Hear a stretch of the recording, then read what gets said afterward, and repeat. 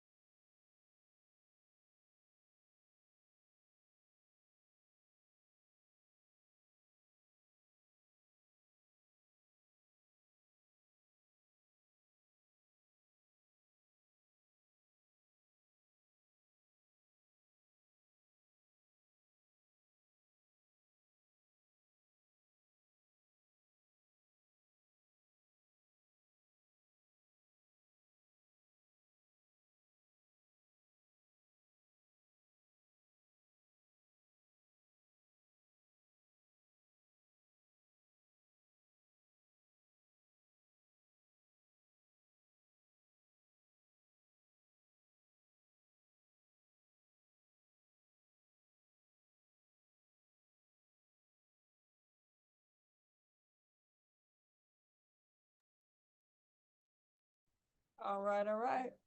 It's a beautiful time. 20 minutes has elapsed. And so if y'all have questions about your work or your creative process, happy to talk with you about you. Yes, and just a reminder, please go ahead and use the raise a hand function to ask your question. Thanks, Zoe. Awesome. Hi, Lauren. Please go ahead and unmute yourself to ask your question. Hey, Lauren. Okay, I have a very fact-based question. I wrote a piece that's typewritten in New Courier 12 font, 8 pages. She'll say it's technically a monologue. I don't usually write that, Okay. but it takes about half an hour to perform. She acts out things too a little bit. Okay, and I want to submit it because I really like it. Oh. That's kind of unusual for me when I look at my writing. I sometimes I really like it, but I say there's something about it I like, and I really worked on it. I kept working on it. I went over it line by line, but I don't know what it doesn't fit any format that I could really look to. Like it's a short play or I call it a short play in monologue form. Yeah. Because it's not 10 minutes, it's a half an hour. So Right. it's not a full length, it's not a little play, very short play. It's kind of a hybrid. I don't know. Huh. So what's your question? Well, how do I even approach thinking about submitting it to anyone? Right. I mean, your best bet would be to look, probably online is the best place to look. Right. Google short play contests. You could think of it as, a one act, one act Okay, play okay. readings, one act play development, one That's act what I was play thinking. contests, things like that. It would be a Yeah. one act since it's not a 10-minute, right? Yeah, so And you would look for places that give support, whether it's a reading series or, you know, right, production support or staged reading support to one act plays. I think that right. would be your best bet. And maybe someone in the group knows of a place, some places that they like. Feel free to drop those in the chat. I don't know of any off the top of my head, but I know that there are lots and lots of places. Are you in New Okay. York, Lauren? I can't Yeah. remember. You're in New York? So in terms of like fitting it into what I would call a genre, it's more like a one act, So I would think so. I mean, think of like I'm just thinking, Samuel Beckett wrote, long monologues, okay, so I'm just trying to think off the top of my head. I don't know how long they are, I don't know how long they run in time, but I do know like he had some very well known, very beloved one character plays that were of a shorter length. Yeah. Okay. So it's not unheard of. Okay, right. Okay. No, No. I mean, well, no, I mean, I think, I think it's a thing that people do. Well done, but it's great. What's great is also that you've written something that you like, and you've worked on it and reworked it and worked on it again, and I think that's really exciting that you've. It is. It is that it kind of gives you encouragement. You're like, okay, I could do this. Mm-hmm. Okay, it's official. I could do this. Right. Oh, You look, know. Kayla writes Google. Solo. Oh, she says Google solo play festivals. Good idea. Great idea. Thank you, Kayla. Am I pronouncing your name right? Okay. No, some great ideas. Yeah, that's so. Okay, Yeah, very solo play. cool. That's of course. That's exactly what it is. The solo play. I hadn't thought of it that way. Okay, very good. Yeah. So all right, that's what I thought. Okay. Mhm. So Samuel Beckett actually, I knew he wrote plays, obviously, Oh but yeah. I mean, he wrote monologues, long monologue. I had no idea. one. I would say, one character plays. I might be wrong, but I feel like No, I'm sure you're right. maybe, well, I don't know. At this point, rockabye comes to mind. I'm trying to guess. Fringe festivals. Yes. That's a great idea, Kate. Fringe festivals. Yes. Yeah. Mm-hmm. Okay, They're- okay, they're- very they're- good. Yeah. I'm looking around to see if I have any on my bookshelf. I don't see any off the top of my head, but yeah. Okay, One, very good. Okay, thank you. you're welcome. That's wonderful. Congratulations. Congratulations. Thank Well you, done. Lauren. Hi, Joy. Please unmute and ask your question. Hey, Joy. Thank you. Hello. Hi, everybody. Hi, SLP. So here is my question. Two different people, coincidentally both novelists, read my musical, and they both suggest, can you hear me okay? Yes, yes, yes. And they both suggested that I consider combining two female characters, the lead and another character who I describe as her wing woman, you know, her best friend. Yes, yes, yes, yes. And I, you know, and they made the point that producers really pressure to have fewer characters in a cast as one reason to do that. So I reviewed with my composer. I had an outline of all the changes we would have to make if we were to make that change. And it's a substantial amount of rewriting to the script and to songs.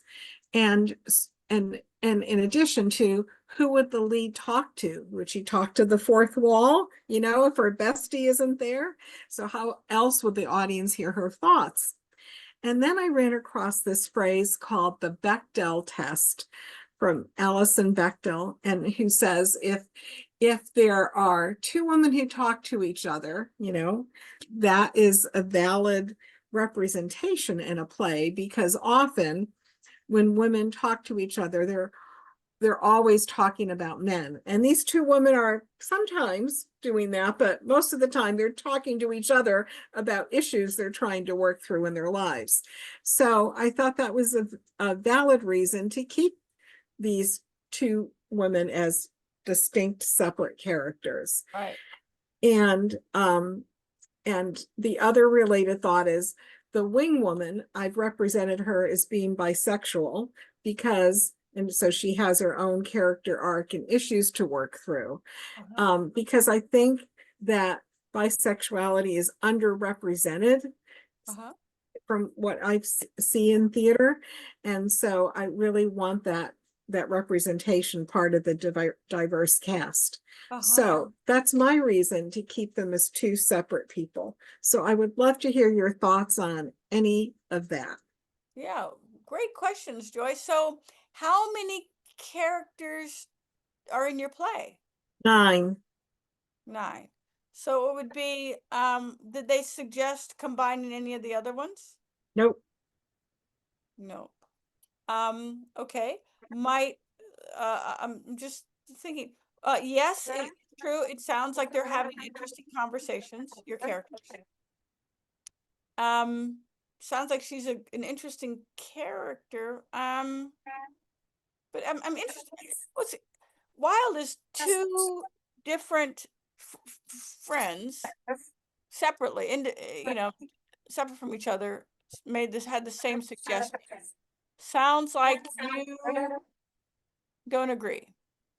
Well, I think it's not like it's undoable, but I think it would take away this representation that I want to have in the cast. Well, it's tricky. The conversation about representation. Is there another character who could offer that representation to your cast? Not really. I mean, I have one character who's written to be a transgender woman. But that's different than being bisexual. So, right. And that the bisexual female character also wants to be a single parent. Okay. So that's her character arc. Okay. It sounds like this character is important to you. So I would keep her. I mean, you know, in my experience, I mean, you know, which again is limited to my experience, but if a theater's interested in your play, I think they're gonna be, I mean, your musical, sorry, I think they're gonna be interested in your musical, and they're not gonna say, well, she only had 8 characters, then we do it for sure. You know what I mean? I think Right, they're gonna right. wanna do it because they love it and they read the script and listen to the music and they love it. And if they have notes after they've agreed to do it, maybe you need a smaller cast. Maybe they'll say you need 4 characters or 5. I mean, it could go like that. That's usually how it goes. From 9 to 8 is, I bet you got a whole bunch of stuff to rewrite other than that, don't you? Well, what I'm doing right now is a spreadsheet of information that's conveyed through dialogue and information that's conveyed through songs to ensure there's no duplication. Great, great, great, great, great. I would say keep that note as something to continue to think about. We wouldn't want a character in a show, in anything, a novel, a play, a film, whatever, just to like represent people. Like sometimes, I mean, I see plays or novel, whatever, and they have like, well, let's just say a tall person. And they're like, we wanted a really tall person in the movie. Look, you can't even see their head. They're so tall, right? I mean, because we wanted tall people to be represented. And that's very honorable up to a point. Because this poor tall person is like, I am more than just the group that I represent.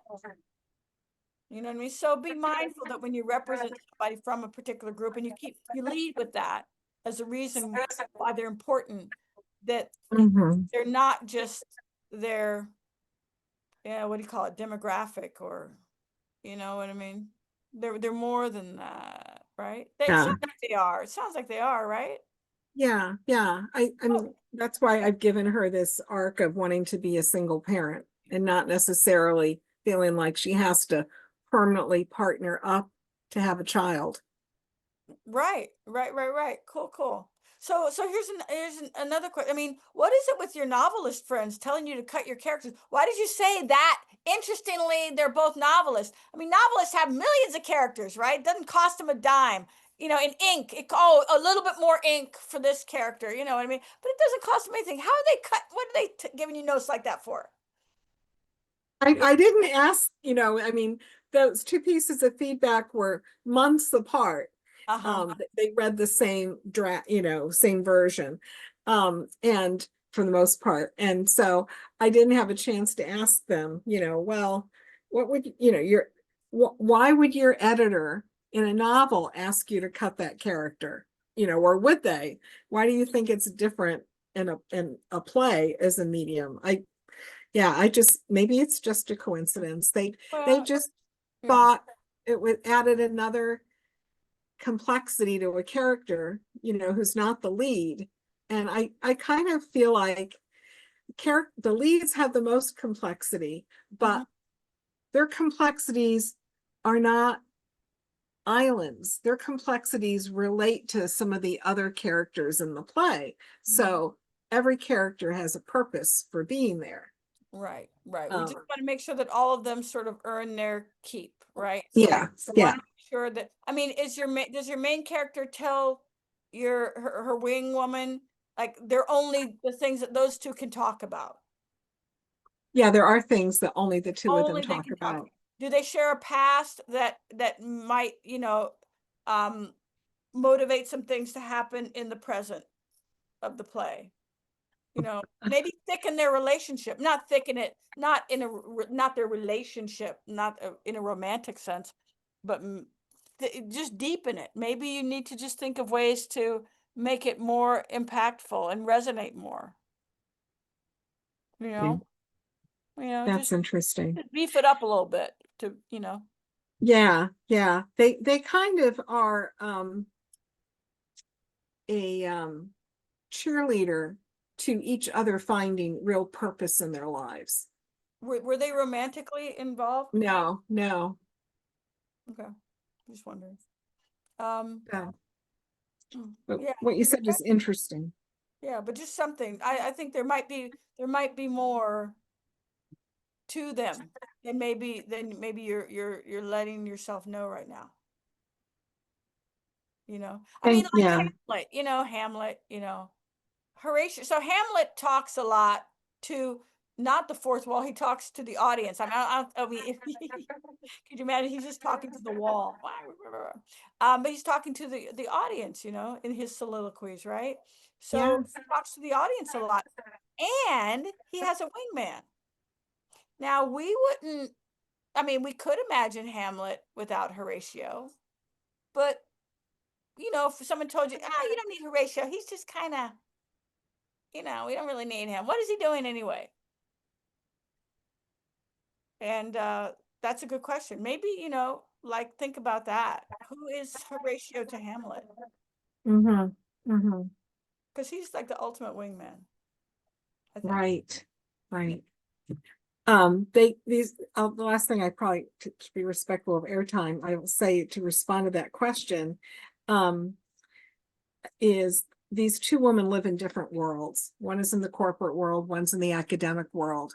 So, they're able to advise each other because they're not necessarily part of the same world. Great. Yeah. Yeah. They sound like two very rich characters. I like them. Thank you.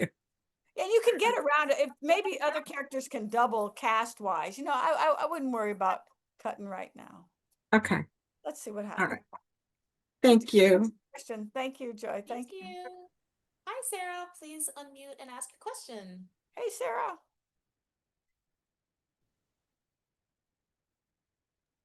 Oh no. Yes, No. I think I you're have frozen a connections little on bit. state.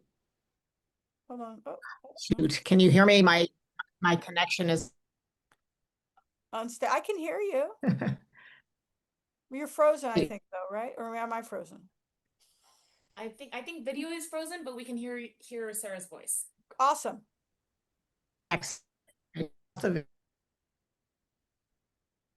First time you great counsel, which was don't wake up and use your phone. You told me the phone is cracked. Right. Okay, so I want you to know when I say I'll do something, I do it, and I've done it for the last 4 weeks, and it's half killing me, half revolutionary every single day. Like it's half, yeah. And you know what else too, as a bonus, yeah, I came back to report that. Good for you. Wow. Oh, now we can't hear you. Takes, but I Say did it. Go 5 back a little bit, minutes. Sarah. I couldn't hear you. Okay, I'm not somebody who meditates. Taking a 5-minute idea and started every morning with that, with just sitting still with my eyes closed for 5 minutes and then getting going with the writing. Now, the reason it's revolutionary is that I'm actually writing every day. The reason it's half killing me is that I'm only doing it high. And I thought I had I wrote to my wife in the car on the way from Nashville to Memphis. And she's like, you have 5 plays in there. And like, without saying it was boring, she said it was boring. And so like the hygiene every day and just trying to be okay with that. And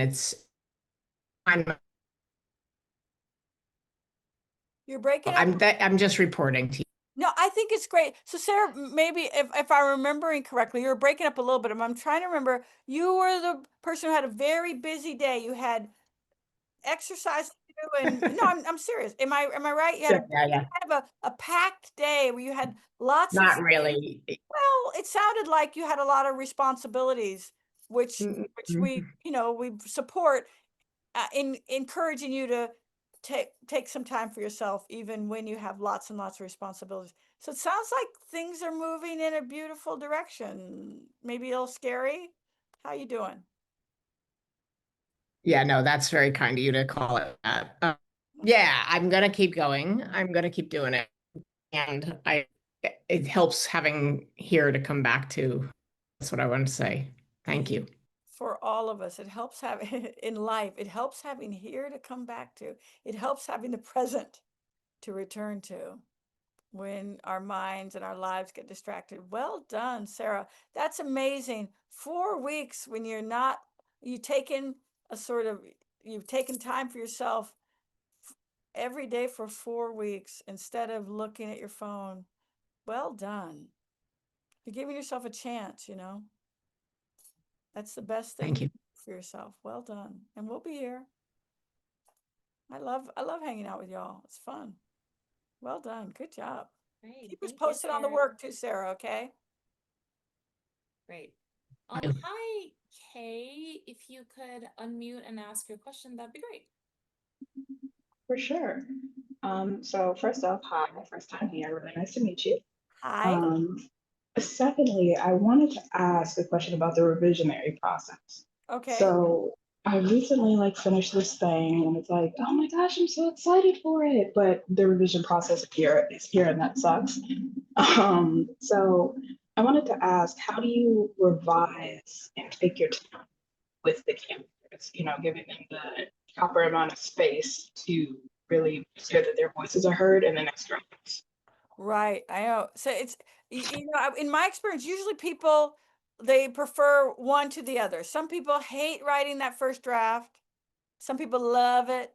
Some people much prefer rewriting to writing the first draft. So it's very interesting how it breaks down.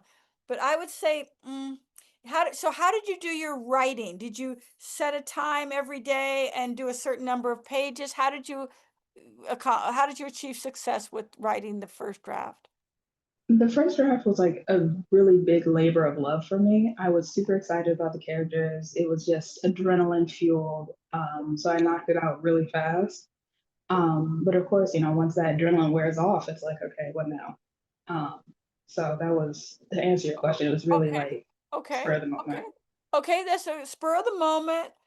It's like, I mean, if in my experience, it's like, dating, ooh, that first date, that second date, that third date. And then it's like, now we're in a relationship. And, then it's like, well, who's going to do the dishes or whatever those big questions are that you really have to embrace if you want to have something worthwhile, So those things that, spur of the moment, okay, you had a lot of love for it. You have a lot of love for your characters. We can work with that, right? I would suggest that you pick a time during the day that you have some time. So we were just talking to Sarah, who had a packed day and is making time for herself to do her work. Are you a morning person or a night owl? What's kind of your daily schedule? My 9 to 5 has made me, I'm a morning person. So Okay. that's first. Okay. So would it be possible for you to get up a little earlier and have some writing time every day? Yeah, for sure. Okay. Okay. So would it be possible to get up and be at your writing area, whether it's your desk or your dining room table or whatever, and give yourself, I don't know, 20 minutes a day, a morning? Would that be possible? Yeah. Okay. Yeah. Okay. For me, oh, my Huh? bad. I'm sorry. I was just gonna say, for me, I think my thing is the fact that I'm trying to rush it so I can move on to the next thing. You know what I mean? Yeah. Um, Yeah. so it's like I can find those pockets of time, but once I find them, it's like, okay, let me speed run it. Right. So okay. So this is like, you're in love with your characters, right? You don't Yeah. want to rush. You're in love with them. They see you walk in the room or sit down at your desk and they're like, yeah. Right? If you had a coffee or tea with a friend, right? You're like, sorry, I gotta go. Ooh, I gotta get to the next person. Would you be like that? I mean, I don't know. That wouldn't make you a real friend. You wouldn't treat somebody you love like that, right? Or Right, right. okay. So when you sit down with your friend, i.e., the thing that you're rewriting, you're going to sit down for 20 minutes because I think, in my experience, we rush sometimes because we're overwhelmed. It's a lot. It's a lot. You're going to put on your timer for 20 minutes, and I would suggest a timer like a regular digital, egg timer, kitchen timer, not your phone, because, like we said to Sarah, your phone is crack and this is not going to help you really. Okay. Real. You get like an Yeah. egg timer or whatever, right? Um, and you sit down for 20 minutes, which is like a good amount of time, but it's not too much time. Okay, you get up a little earlier in the morning. You have 20 minutes where you're sitting with your work and you start to read it aloud to yourself, if that's possible in your living space. Read it out loud. And every time it sort of gets boring or you don't understand or whatever, just circle the parts or put a check in the margin. Right? And you're reading slowly. You're talking like this. You're just reading like this to yourself. And this character says, oh, I don't know. I mean, where are we going today? And that character says, we're going to buy apples because it's the fall, right? You just read Yeah. slowly. You're enjoying the characters. You're making little notes to yourself, writing in the margin. Ooh, I could expand on that. We could talk about her favorite kinds of apples and how she likes to make apple cider. Whatever comes to mind. Beady, beady, beady, beady. Oh, 20 minutes is up, right? You take your work. Hopefully you've printed it out. That's the thing. If you can't, you have a printer that you can use? I have in fact printed it out. I am a real playwright, so I do print Good, out my very pages. good. Good. There you go. So you take the text, the manuscript, you put it back in the folder. Give it a little pat, give yourself a pat on the back, right? And you're done for the day. You did your work. You can even print out a calendar and check off the day. You are good for the day. The next morning, you do the same thing. Nice. You just inch forward. You practice patience. You give yourself time to do it. You don't have to rush. You know what I mean? It's a beautiful relationship. There's no hurry. And I'd say, I don't know, a month or so, you'll probably be finished through the whole thing and you'll get an idea of what you want to do next. You just got to Nice. just got to slow it down and know that when you go slow, you're giving yourself the time to hear your work. Gotcha. Thank you so much. That was You're so welcome. helpful. And please check in with us and tell us how you're doing because we For care. sure, will do. Okay, thank you, Kay. Thank you. Thank you, Kay. Hi, Stephanie. Please unmute and ask your question. Yeah, yeah. This is my question. I'm writing a satire Yes. and it's about our illustrious leader. Oh, And it's and I've had a ball doing this. I've done like 4 different versions with, with the family, with some different characters, and essentially every time one of these whatever, from my opinion, nitwits does something, I kind of like, oh, he'll be that. I can put that person in my play. So all that said, I've gotten it down to what I think is I like it. I very much. It's much, it went from being kind of a full length to a 20 length play. It's tighter, it's fun, right. I enjoy it, it's funny, whatever. All that said, I started to read last night, Ain't No More by Jordan Cooper. Yes, yes, yes. And I'm not done with it yet, but I was so blown away by the vastness he was willing to put into that play. 40 million people, like a million women in a clinic. I just thought it made my head explode in a very good way. I don't know if that makes sense, but so I said, really, my question to you is like, I mean, I would love uh to have to kind of find a way into that kind of explosiveness um of imagination in a way. Does that make sense? Yeah, yeah. Well, it sounds like you're well on your way. I mean, you're showing up, you're doing the work, you're excited about your work you're doing.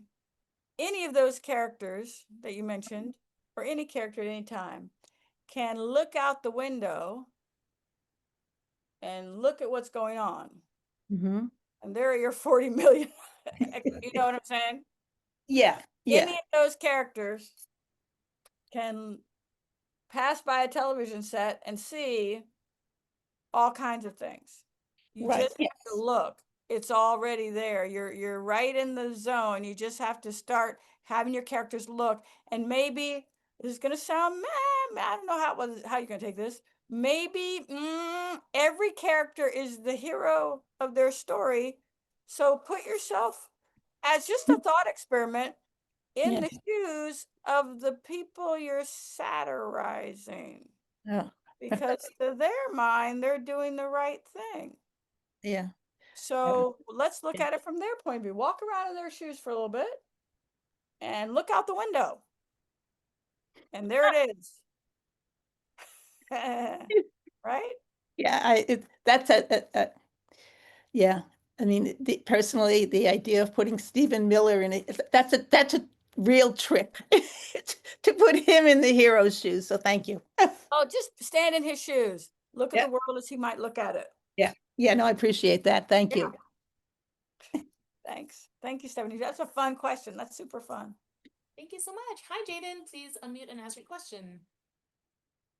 Hey, Jaden. Are you there? Are you there? Yes, I am here. I'm here. I'm here. Okay. Can you guys hear me? Yes, yes. Hello. Hi. Hi. I'm sorry. I'm currently at work right now, so I am multitasking, but Cool. I'm listening in. And I got to do the 20 minutes of writing beforehand too. Right on. And I wanted to just get on here and ask. So I'm pretty new to playwriting. Like I just completed my first full-length play this Okay. past year. And it was really, really amazing, really, really fun. It was received really well. Okay. And I think part of like what made it so like impactful to other people was how personal it was to me. Like it was written a lot from like self-experience. And then like as it got into like workshops and like stuff like that, I detached it a little bit from myself to like make it like something that everyone can relate to. Right. And now I'm like in the process of like trying to write another script, but it's like hard because I feel like what was so easy about writing the first one was that it was coming all from like an internal place. Right. And I'm struggling, like I'm realizing that I have a very good sense of character, which is what I talked about when I was at a workshop. Like I have a very good sense of like creating a character. And I think it's because I'm an actor first. But it's like getting tricky with me when it comes to like the plot. And like specifically why I like start with characters because a lot of like writing is inspired by a lot of my writing is inspired by like not feeling like certain people have a place like on the American stage. So I tend to start with like characters that I feel like are underrepresented or don't have like an authentic portrayal, or I haven't seen an authentic portrayal. But like it gets tricky because like you were saying earlier, you don't want their entire character to be who they are, their identity. Like there needs to be like a plot to carry the story forward. So I was wondering if you had like any points or tricks or anything to help me with like finding the plot, you know what I mean? And like so that these characters can like live truthfully, you know? Sure. That's great. So Jade, you're writing about now you're writing about characters who are not so much like you, right? Yeah, Okay, not so much like me. Okay, so like geometry, I've said this before, some people might remember it. 2 points make a line. So where's your character now at the beginning of the play? Okay. Right now I'm Oh, you like, don't have to tell me. You don't have to tell me. yeah, Just, okay, no, okay. because I'm trying to, I'm going to say this kind of fast. Just write this down. Where is your character now at the beginning of the play? Okay. Okay, that's point number 1. Mhm. Where does your character want to be Okay. by the end? Or just All want to right. be in general? And those 2 points, like in geometry, 2 points make a line. Those will inform your lines of dialogue. You'll know what they want. You just ask, what do they want? What do they want? Okay. Who's in the Okay. way? What's in the way? What do they want? What do they want? And that's going to help you know what they're doing. Mhm. And that's going to be the beginnings of a wonderful story that they're going to start to tell you. Okay? That all makes complete sense. Like I like that was very, very helpful. Thank I know, you. right? It was, yay! We've got one more No, question. Mary, do you have a question? I just want to get it in before 6. Yes, thank you. Thank Thank you, you so Jaden. much. Hey, Uh, Mary. Hey, it's Mary Lynn, actually, double name, Hey. double Southern name. I'll try to be concise. I'm in the middle of a rough draft of a what I thought was a two-hander, and it's this long partnered couple who are stranded in the woods, and they just seem to be losing everything. And the keys and they're just lost. They've lost everything, and the inciting incident is their son's ex-girlfriend's dog they somehow were in charge of, and it's been swept up by a predatory bird, and they're just blaming each other for it. And so, you go on to find a lot of other things that they've lost. She's losing a little bit of her memory and lost her job, and he's lost a relationship with their daughter. So I thought it was this sort of weird two-hander, and the dog keeps wanting to appear. And I'm kind of resisting that. I didn't think it was a three, but their dog wants to come. So when on this 20-minute exercise we just did, the dog appeared, and I wondered if you had, I know you've put a dog in a play, and I wondered if you had any kind of thoughts on that when things start to go. I don't mind the play being absurd, but I'm not sure what the dog is yet. And I guess I need to know when and how to, or maybe to have the courage to follow that. So, Yeah, I think you already know that. ah, I think you just let, the dog wants to come to the play, let the dog in the play. I guess Yeah. yeah, I'm a little wary about having a talking animal. But yeah, I think you're probably right. I mean, I don't want it named. I don't want it. I don't know, maybe it's not a talking animal. Maybe it's something else. If it were a dream, what would it mean? Is it the daughter? Is it the daughter instead? But I think you're more wary about not having a play be like you thought it was going to be. It sounds Yeah, I like think you less might be about the talking animal. It's more about you thought it was a two-hander. You really wanted to be a two-hander. And now it's not a right. two-hander. Yeah. Right. So yeah, that's interesting to look at, right? Mhm, It's different than what you thought it was going to be. exactly. Yes, and you're a creative, you're a writer. Welcome to the world of being creative. You know, Yeah. um, you know, we're midwives. Yeah. I think that is it. I think it's surprising me in a way that I seem to be resisting, and I guess I need to follow that and see where it goes. Yes, and follow us into. Are we back next week? I mean, we're back, but are we back? Are we here? Yeah, We're here next week. We're gonna be here. you We're gonna betcha. we're gonna be here. We're gonna be yakking about, your work and your creative process. And I so look forward to seeing you and hearing about how your week has gone. Will have gone. Okay. Thank You. you, Book Development. Thank you, HowlRound. Thank you all for coming. We'll see ya. Bye bye. Yeah, Thanks for coming. Bye.